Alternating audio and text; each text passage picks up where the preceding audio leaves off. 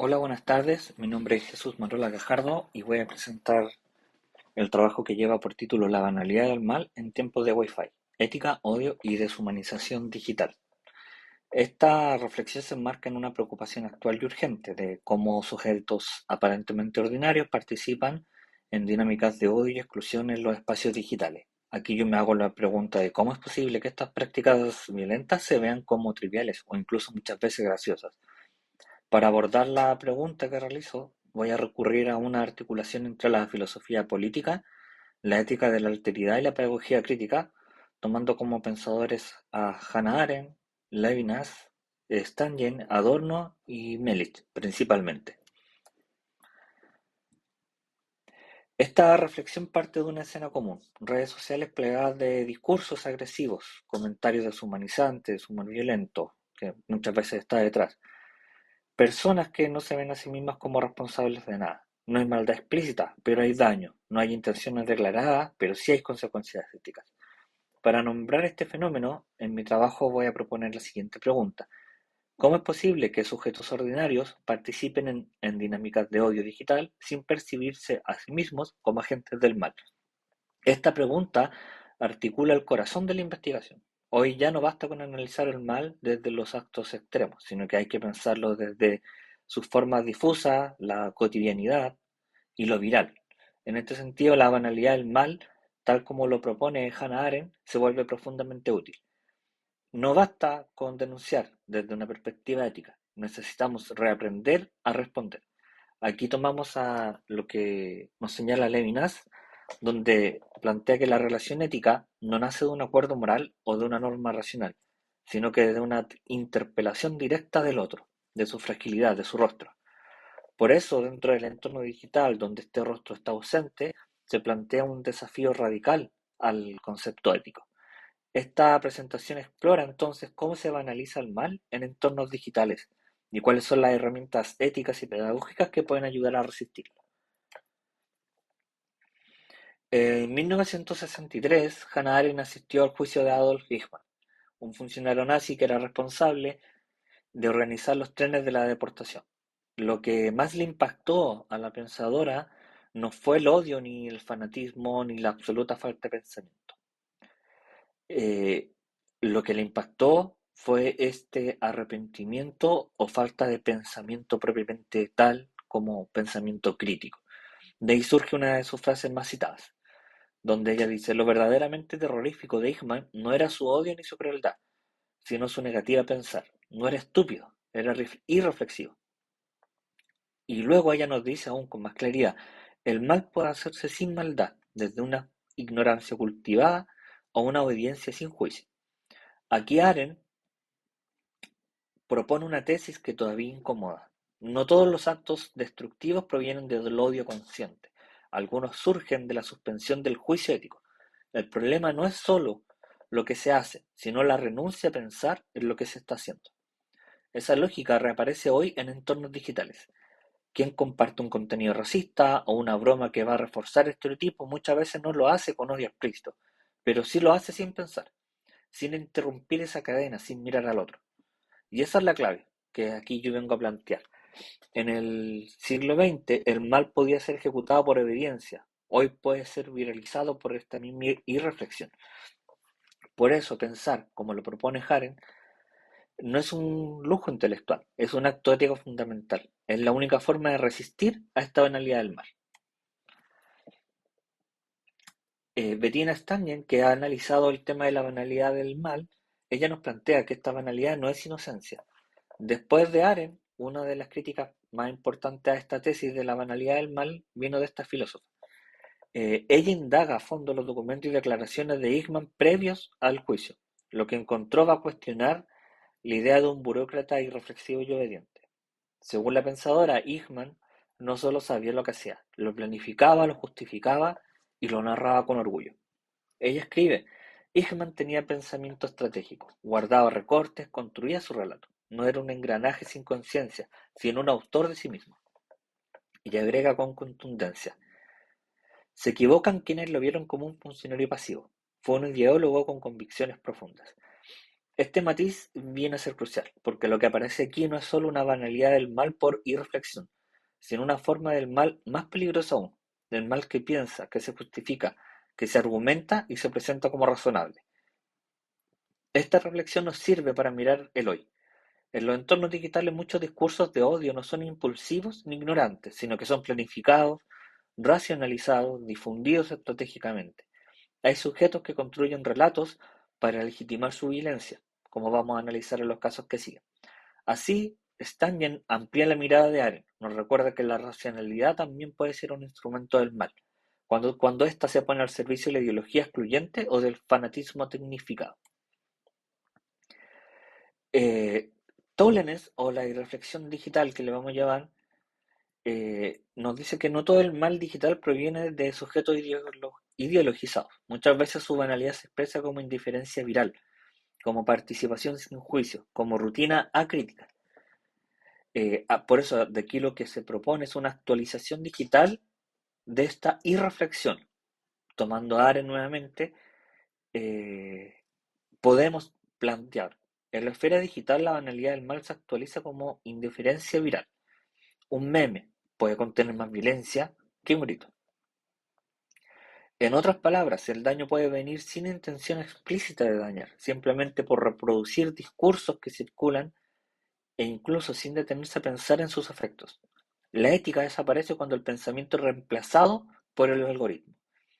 Y aquí volvemos a hablar de Arendt, que nos dice, la ausencia de juicio no significa ausencia de voluntad, significa haber renunciado a hacerse cargo. Y este es el núcleo del problema. No es que el sujeto digital no pueda pensar, es que elige no hacerlo. Se refugia en la neutralidad, en el solo compartí, solo en un chiste.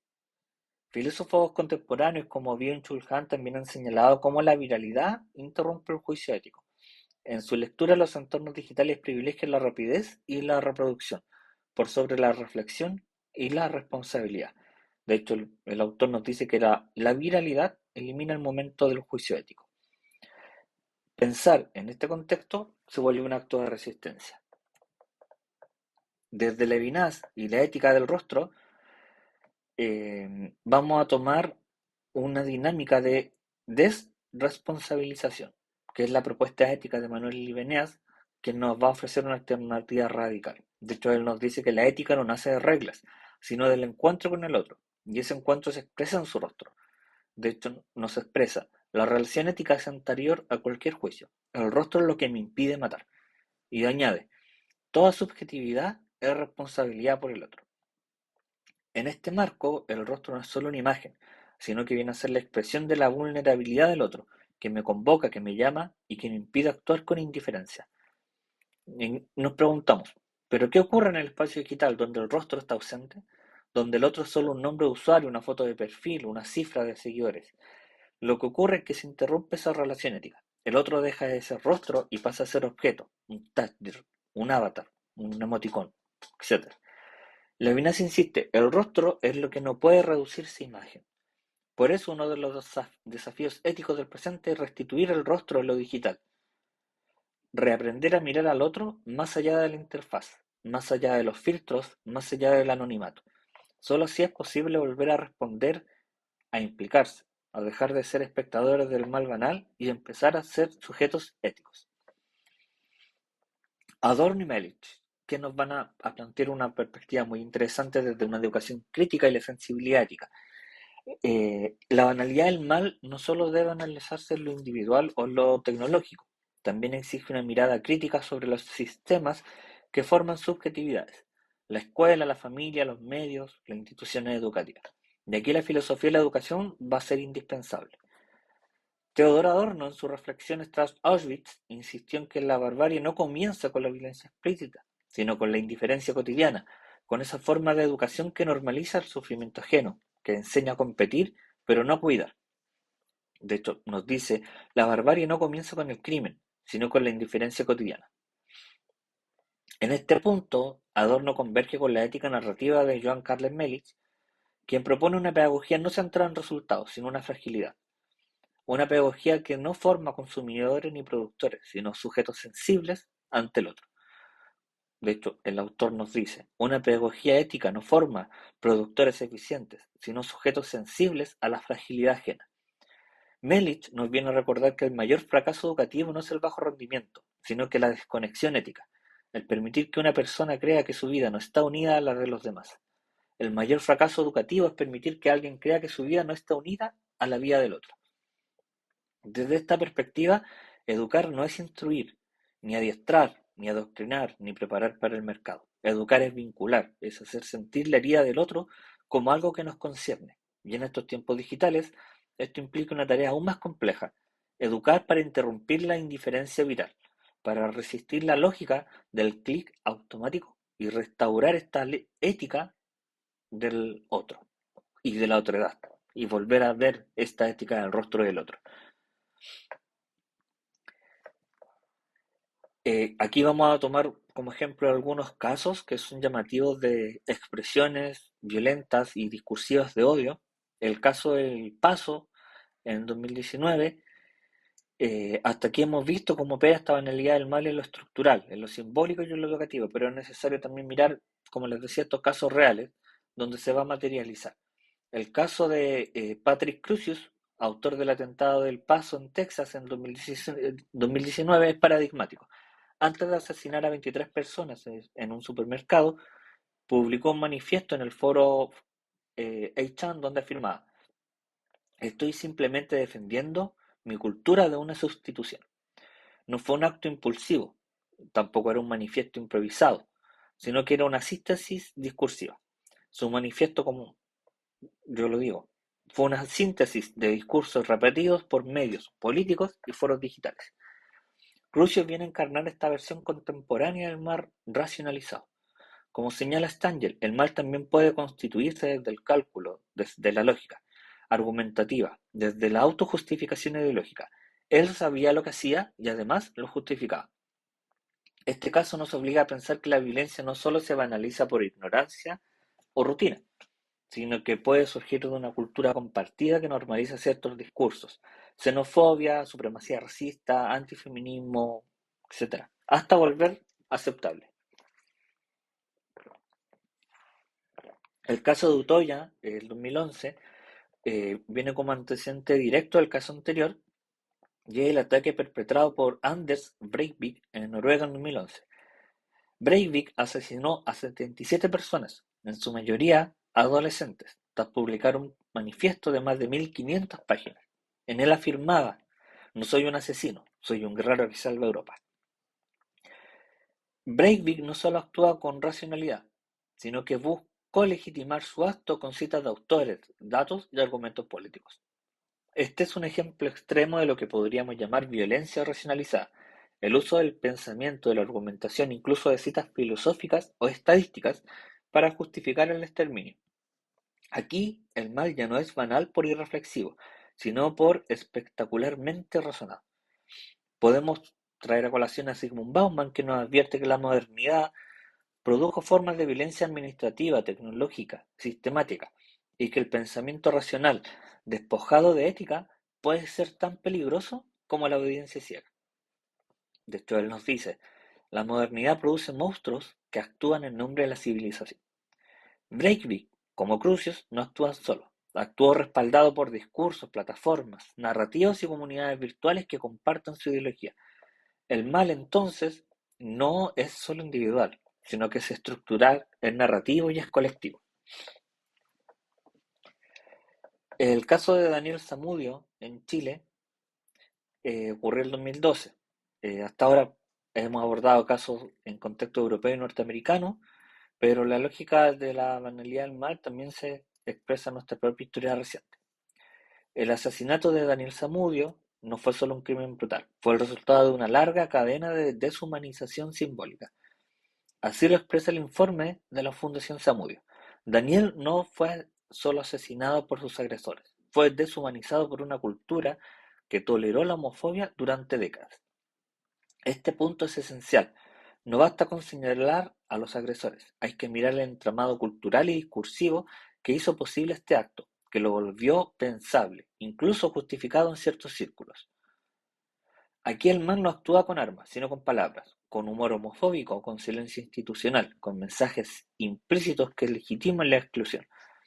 De hecho, podemos señalar a Pierre Bourdieu, quien llama esto violencia simbólica, una forma de dominación que no necesita golpes para herir, que actúa a través del lenguaje y de lo que se da por sentado. Lo simbólico no mata, pero allana el camino a la muerte. Zamudio fue asesinado físicamente por un grupo de jóvenes, pero fue deshumanizado colectivamente por una cultura que no lo protegió, que naturalizó la violencia contra quienes desafían la norma. En los casos anteriores hemos visto cómo esta violencia se gesta culturalmente, pero hoy esa violencia se amplifica por las arquitecturas digitales, que muchas veces desactivan la responsabilidad ética. En el nazismo, como señala Arendt, nadie se sentía culpable, cada funcionario cumplía con su parte siguiendo órdenes sin mirar el todo. En la burocracia del exterminio, nadie se sentía culpable, cada uno hacía solo su parte. Hoy esa lógica se reproduce en las redes sociales, pero ya no se trata de jerarquías ni cadenas de mando. La obediencia ha sido reemplazada por la lógica del algoritmo, por sistemas de automatización que configuran el comportamiento. Y esto va a tener una consecuencia ética directa. El problema no es que las personas odien, sino que compartan sin pensar. La viralidad no requiere intenciones, solo requiere una complicidad pasiva, desconexión moral. Y ese es el desafío. ¿Cómo recuperar la responsabilidad en un entorno que la disuelve? Charles S., un filósofo de la ética digital, nos dice que las tecnologías no eliminan la ética, la transforman, y que hoy más que nunca necesitamos una ética que sepa responder sin rostro, sin orden, sin jerarquía.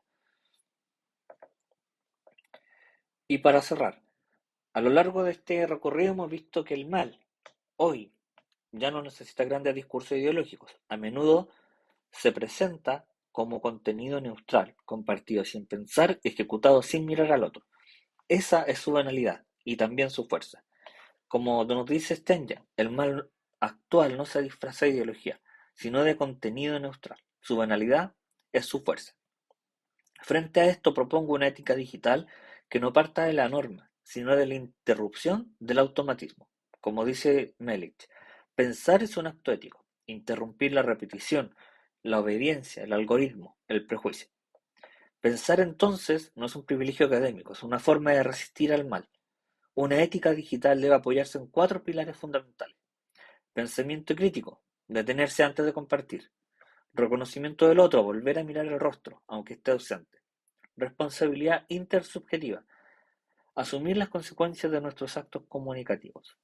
Y educación para la compasión, formar no solo para competir, sino para cuidar. Porque como dice Levinas, la ética comienza cuando el otro me duele. Solo cuando el otro me duele, comienza esta ética.